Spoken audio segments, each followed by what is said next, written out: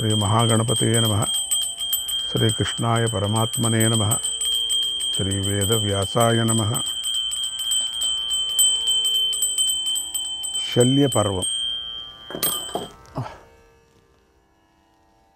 అధ్యాయం 1. జనమేజయుడు వైశంపాయ మహర్షిని ఇలా అడుగుతున్నాడు. ఓ మహర్షి, యుద్ధభూమిలో అర్జునుడి చేతిలో కర్ణుడు చనిపోయాడు. అప్పుడు అపారమైన కౌరవ సేనలో సైన్యం చాలా కొద్దిగానే మిగిలింది. 10,000 అనుకున్నాం కదా, ఆ 10,000లో కూడా చాలామంది పోయారు. ఆ సైన్యం ఆ సమయంలో ఏం చేసింది? ఎటువంటి నాయకుడో కావలసిందే నాయకుడు ప్రతి సందర్భంలో ఒక సంస్థకు. అట్లా ఇది పెద్ద సైన్య సంస్థ కదా, దీనికి రావాల్సిందే. పాండవుల యొక్క బలం వృద్ధి పొందటాన్ని చూసి దుర్యోధనుడు ఏం చేశాడు? సమయానుకూలంగా వారితో ఎలా ప్రవర్తించాడు? ఓ మహర్షి, నా పూర్వీకుల చరిత్రను వింటుంటే నాకింకా తృప్తి కలగటం లేదు. కనుక ఆ తరువాత జరిగిన కథను కూడా నాకు చెప్పు అని అడిగాడు. అప్పుడు వైశంపాయన మహర్షి ఇలా చెప్పాడు. ఓ మహారాజా, కర్ణుడు మరణించిన తర్వాత దుర్యోధనుడు పూర్తిగా దుఃఖ సముద్రంలో మునిగిపోయాడు. అతడికి అంతటా నిరాశ నిండిపోయింది. నిజం కదా, అంతా ఇంకా చీకటి అయిపోయింది. కర్ణ అంటూ ఎన్నోసార్లు తలుచుకుంటూ ఎంతో దుఃఖించాడు. యుద్ధభూమిలో మిగిలిన రాజులతో కలిసి అతి కష్టం మీద తన శిబిరానికి వెళ్ళాడు. అప్పుడు దుర్యోధనుడిని ఓదార్చాలని చెప్పేసి రాజులందరూ శాస్త్రాల్లోని యొక్క ఉదాహరణలు కూడా చెప్పుకొని వచ్చారు. అప్పుడు శాస్త్రాలు, ధర్మాలు అన్నీ కావాల్సి వచ్చాయి. కొంతమందికి అంతే ఇష్టం వచ్చినట్టు ఉపయోగించుకోవటానికి అది. అయినా దుర్యోధనుడు శాంతించలేదు. కర్ణుడిని స్మరిస్తూ అతడు చనిపోయాడని తలుచుకుంటూ మనశ్శాంతిని కోల్పోయాడు. సదైవం బలవన్మత్వా భవితవ్యం చ పార్థివః సంగ్రామే నిశ్చయం కృత్వా పునర్యుద్ధాయ నిర్యయో. దైవాన్ని, భవిష్యత్తును తప్పించలేం, అవి బలవత్తరమైనవి అని దుర్యోధనుడు భావించాడు. ఏదైనా సరే యుద్ధం చేసి తీరుతాను అని నిశ్చయించుకున్నాడు. మళ్ళీ యుద్ధానికి బయలుదేరాడు. శల్యం సేనాపతిం కృత్వా విధివద్ రాజపుంగవః. అప్పుడు దుర్యోధనుడు శల్యుణ్ణి సేనాపతిగా చేసుకున్నాడు. యుద్ధంలో చావగా మిగిలిన రాజులతో కలిసి యుద్ధానికి బయలుదేరాడు. తర్వాత మళ్ళీ కౌరవ పాండవ సేనల మధ్య ఘోరమైన యుద్ధం మొదలైంది. అది దేవదానవ యుద్ధంలాగా జరిగింది. ఓ మహారాజా, అప్పుడు శల్యుడు సైన్యంతో కలిసి యుద్ధభూమిలో యుద్ధం చేసి మధ్యాహ్న సమయంలో ధర్మరాజు చేతిలో మరణించాడు. దుర్యోధనుడు తన బంధువర్గం అంతా మరణించటాన్ని చూసి ఎంతో భయపడ్డాడు. యుద్ధరంగం విడిచి పెద్ద మడుగులోకి దూరి దాక్కున్నాడు. అదే రోజు మధ్యాహ్నం భీముడు నీ పుత్రుడైన దుర్యోధనుడి పైకి దాడి చేశాడు. అతన్ని మడుగు నుండి బయటకు రప్పించి అతనితో యుద్ధం చేసి అతన్ని చంపేశాడు. దుర్యోధను కూడా పడిపోయాడు. అప్పుడు నీ పక్షంలో కేవలం 3 యోధులు మాత్రమే మిగిలారు. వారే కృపాచార్యుడు, కృతవర్మ, అశ్వత్థామ. ఆ 3 పాండవులపై విపరీతంగా కోపించారు. రాత్రి నిద్రిస్తున్నటువంటి పాంచాల సోముకులపై దాడి చేసి వారిని వధించారు. తర్వాత తెల్లవారుజామున సంజయుడు ఎంతో దుఃఖిస్తూ శిబిరం నుండి బయటకు వచ్చి హస్తినాపురానికి వెళ్ళాడు. అతడు పురంలో ప్రవేశించి చేతులు పైకెత్తి ఎంతగానో దుఃఖిస్తూ వణికిపోతూ రాజభవనంలోకి వెళ్ళాడు.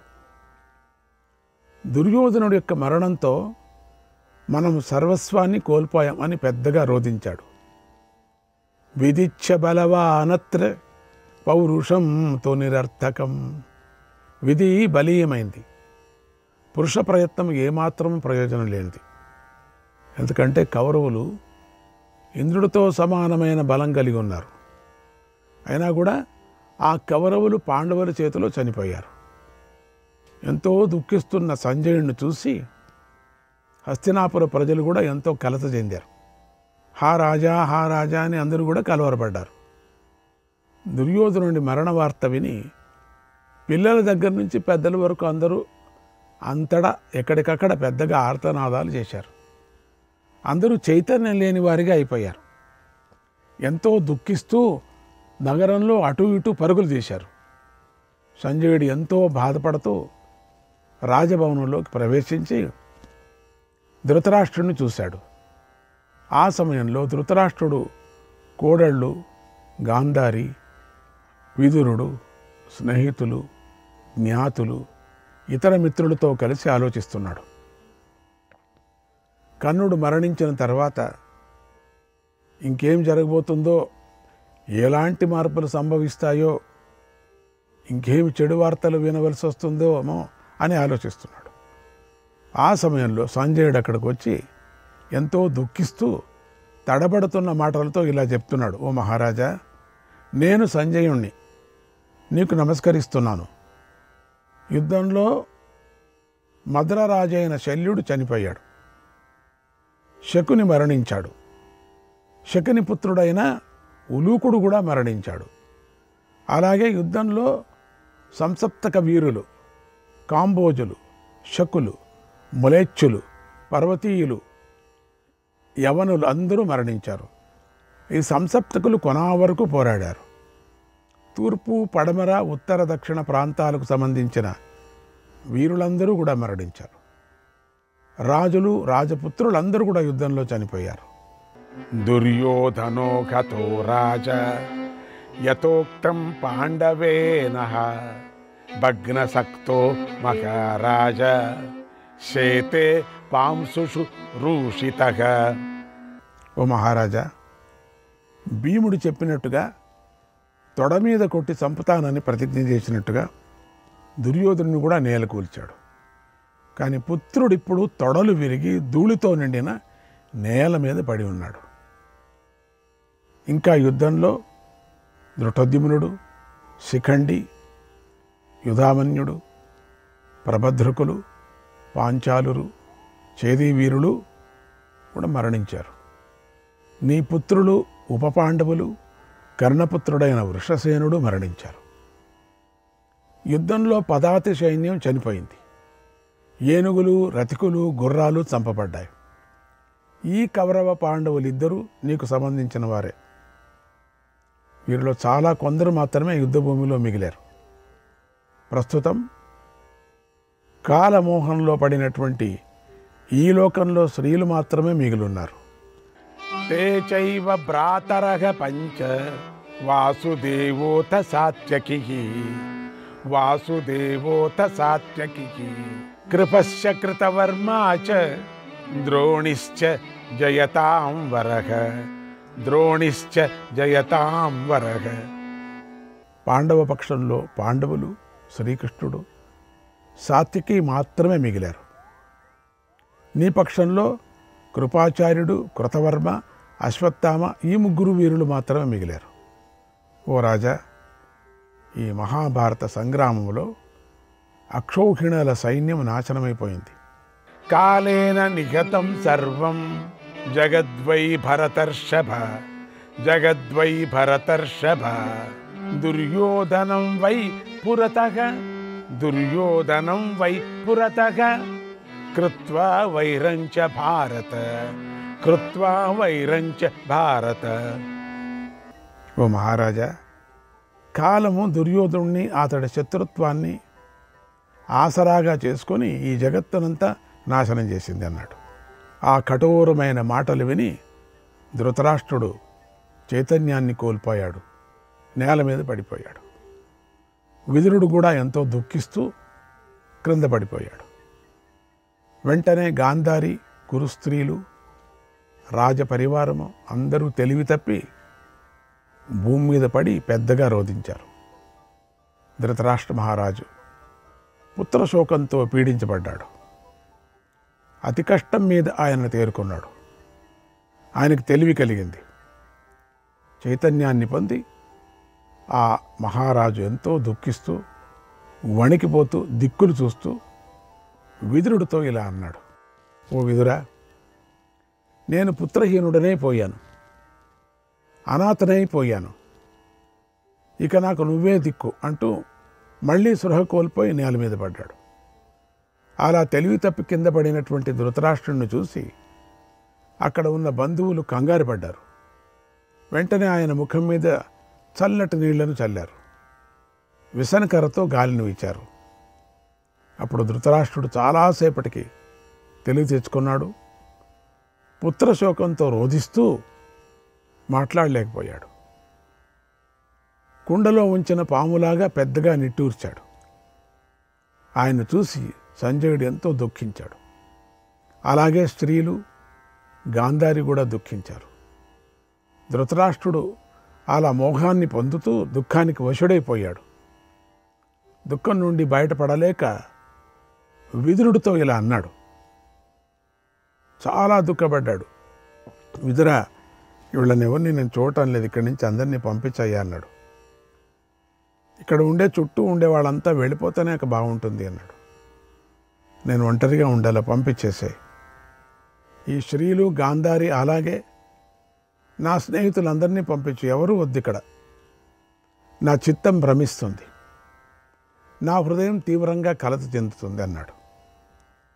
ఆ మాటలు విని విదురుడు వణికిపోతూ వెంటనే స్త్రీలందరినీ అక్కడి నుంచి వెళ్ళిపోమని సూచించాడు.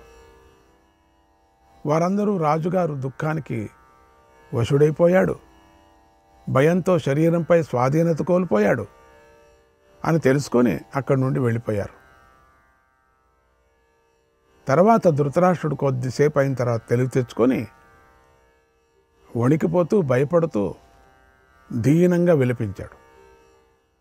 ఆయన సంజయుడు చూశాడు. పుత్రుల మరణానికి అంతా సర్వనాశనమైనందుకు ధృతరాష్ట్రుడు పదే పదే దీర్ఘంగా నిట్టూర్చాడు.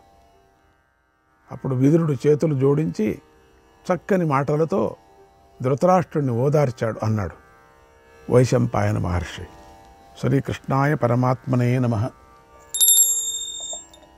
2వ అధ్యాయం. వైశంపాయన మహర్షి జనమేజయుడికి ఇలా చెప్పాడు, ఓ మహారాజా, ధృతరాష్ట్రుడు అలా ఆజ్ఞాపించగానే విదురుడు అందరినీ పంపేశాడు. స్త్రీలందరూ ఎంతో బాధపడుతూ అక్కడి నుండి వెళ్ళిపోయారు. తర్వాత ధృతరాష్ట్రుడు ఎంతగానో దుఃఖించాడు, పెద్దగా నిట్టూర్చాడు, ఎంతో చింతిస్తూ ఇలా అన్నాడు, ఓ సంజయ, యుద్ధంలో పాండవులలో ఎవరు నశించకుండా క్షేమంగా ఉన్నారని నువ్వు చెబుతుంటే నాకెంతో దుఃఖం కలుగుతుంది. అది చెప్పడానికి, వాళ్ళ ఎదురుకు చెప్పడానికి సిగ్గు. అంటే కొనాలో కూడా శత్రుత్వం ఎంత ఉంది ధృతరాష్ట్రుడికి అనేది తెలుస్తుంది. నా హృదయం నిజంగా వజ్రంలాగా కఠినంగా ఉంది. అందుకే నా పుత్రులు మరణించారనే వార్త విన్నా కూడా అది 1000 ముక్కలు అవ్వటం లేదు. ఓ సంజయ, నా పుత్రుల బాల్యం, వారి బాలక్రీడలను నేను గుర్తు చేసుకుంటున్నాను, వారి ముద్దు ముద్దు చేష్టలను గుర్తు చేసుకుంటున్నాను. అలాంటి వారు మరణించారని తెలిసి తట్టుకోలేకపోతున్నాను. నా హృదయం పగిలిపోతుంది. గుడ్డివాడిని కావటంతో నా పుత్రులు ఎలా ఉంటారో నాకు తెలియదు, వాళ్ళ ముఖచర్య కూడా నాకు తెలియదు. అంటే వారి రూపాన్ని నేను ఎప్పుడూ చూడలేదు. అయినా పుత్రమోహం వల్ల నాకెప్పుడు వారి మీద ఎంతో ప్రీతి ఉంది. గుడ్డివాడైనా చూడలేదు, చూసింటే ఇంకేమైపోదునో. ఓ పుణ్యాత్ముడా, నా పిల్లల బాల్యం దాటి యవనవంతులయ్యారు, తర్వాత మధ్య వయస్కులు అయ్యారు అని విని ఎంతో సంతోషించాను. బాధ్యతలు తెలుసుకున్నారు, పాటిస్తున్నారని విని మురిసిపోయాను. అటువంటి నా పుత్రులు ఈ రోజున ఐశ్వర్యహీనులైపోయారు. ఐశ్వర్యం అంటే ఇంకోటి కూడా, ప్రాణం కూడా ఐశ్వర్యమే. పరాక్రమహీనులైపోయారు, శత్రువుల చేతిలో మరణించారు అని విని మనశ్శాంతిని పొందలేకపోతున్నాను. నేను వారినే తలుచుకుంటున్నాను. ఓ పుత్ర, నేను దిక్కులేని వాడిని అయిపోయాను, అనాథనయ్యాను. నువ్వు లేకుండా ఇప్పుడు నాకు ఎలాంటి గతి పడుతుందో తెలియటం లేదు. నేను ఊహించలేకపోతున్నాను. నన్ను ఏం చేస్తారో వీళ్ళు. నువ్వు ఉన్నావులే అనుకున్నాను అంతే. ఓ పుత్ర, దుష్టుడైన రాజులాగా చంపబడ్డావు. ఇప్పుడు నేల మీద ఎలా పడుకొని ఉన్నావు నా ముద్దు కుమారా? నువ్వు దాయాదులకు మిత్రులకు గతివై నిలబడిన వాడవు కదా. అలాంటి నువ్వు ఇప్పుడు గ్రిడ్డివాడైనటువంటి ఈ ముసలి తండ్రిని విడిచి ఎక్కడికి వెళ్ళిపోతున్నావు? ఓ కుమారా, ఇప్పుడు నీ దయ, నీ ప్రీతి, ఇతరులను గౌరవించే ప్రవర్తన ఏమైపోయాయి? యుద్ధంలో నువ్వు పరాజయం ఎరుగని అటువంటి వాడు శూరుడివి. అలాంటి నువ్వు పాండవుల చేతిలో ఎలా మరణించావు? ఓ వీరా, లేవగానే నన్ను తండ్రి తండ్రి, మహారాజా, లోకనాథ అని పిలుస్తూ ఉండేవాడివి. ఇప్పుడు నీలాగా అలా నన్ను ఎవరు పిలుస్తారు చెప్పు? నన్ను కౌగిలించుకొని ఆనంద బాష్మాలతో తండ్రి ఇప్పుడు ఏ పని చేయాలో చెప్పండి అని అడుగుతూ ఉండేవాడివి. నువ్వు బ్రతికి వచ్చి ఆ మాటలను ఇప్పుడు పలుకు చూస్తాం. ఒక్కపారి నాకు కనపడవు. నువ్వు ఎప్పుడూ ఇలా చెబుతూ ఉండేవాడివి. ఈ విశాలమైన భూమండలం అంతా నా ఆధీనంలో ఉన్నట్లుగా పాండుకుమారుడి ఆధీనంలో లేదు, అధికారంలోనూ లేదు అనేవాడివి. అది నేను ఎప్పుడూ నీ నోట వింటూ ఉండేవాడిని. అంతేకాదు ఈ విధంగా కూడా అనేవాడు, తండ్రి భగదత్తుడు, కృపాచార్యుడు, అవంతిరాజులు, జయత్రథుడు, భూరిశ్రవుడు మొదలైన వీరులు ఏ ఒక్కడు కోపించినా చాలు అతడు పాండవులను ఎదుర్కోవటానికి, దెబ్బతీయటానికి సమర్థుడు. అలాంటిది వీరందరూ కలిసి పాండవులతో యుద్ధం చేస్తే ఇక చెప్పేదేముంది? పాండవ అనుచరులతో సహా యుద్ధంలో అందరినీ చంపేస్తాననేవాడివి. ఎంతమందిని కూడబెట్టావు నువ్వు? కేవలం పాండవుల మీద కోపము, జిగుప్స ఎక్కడ కనపడితే వాళ్ళందరినీ చేర్చుకుంటూ ఉంటుంది. ఇంత పెద్ద సైన్యం ఉంది అంటూ ఉంటుంది. అయితే ఆశ్చర్యం, ఇలాంటి మహావీరుల మధ్యలో ఉండి కూడా నా పుత్రులందరూ మరణించారు. కమన్యద్ భాగదేయత అంటే ఇది దైవికం కాక మరేమిటి? దైవం కన్నా మించిది ఏముంది? మించింది ఏమీ లేదు. సింహం అల్పప్రాణి అయిన నక్కతో పోరాడి చచ్చినట్లుగా భీష్ముడు శిఖండితో పోరాడి మరణించాడు. ద్రోణుడు బ్రాహ్మణుడు, సర్వశాస్త్రాలు తెలిసినవాడు అయినా పాండవుల చేతిలో ప్రాణాలు వదిలాడు. అటువంటి వాడు కిమన్యద్ భాగదేయత, ఇది దైవం చేసిన పని కాక మరేమిటి? దైవం కన్నా మించిది ఏముంటుంది? మించింది ఏదీ లేదు. కర్ణుడు సామాన్యుడు కాదు, దివ్యాస్త్ర జ్ఞానం కలవాడు. అతడు కూడా యుద్ధంలో మరణించాడు. అలాగే భూరిశ్రవుడు, సోమదత్తుడు, బాక్లీకుడు, ఇంకా ఎంతోమంది వీరులు, మహారథులు కూడా యుద్ధంలో పరలోకాన్ని పొందారు. దీనికి అంతటికీ కూడా దైవమే కారణం. దైవం కన్నా మించిందేముంది? భాగదేయ సమాయుక్తక భాగదేయ సమాయుక్తక ధ్రువముత్పద్యతే నరక ధ్రువముత్పద్యతే నరక యస్తు భాగ్య సమాయుక్తక యస్తు భాగ్య సమాయుక్తక సశుభం ప్రాప్నుయాన్నరః సశుభం ప్రాప్నుయాన్నరః. నిశ్చయంగా మానవుడు ఎంతో అదృష్టంతో కలిసే పుడతాడు, భాగ్యంతో కూడి శుభాలను కూడా పొందుతాడు. నేను దురాదృష్టంతో పుట్టాను కనుకనే భాగ్యహీనుని అయ్యాను, కనుకనే పుత్రులను పోగొట్టుకున్నాను.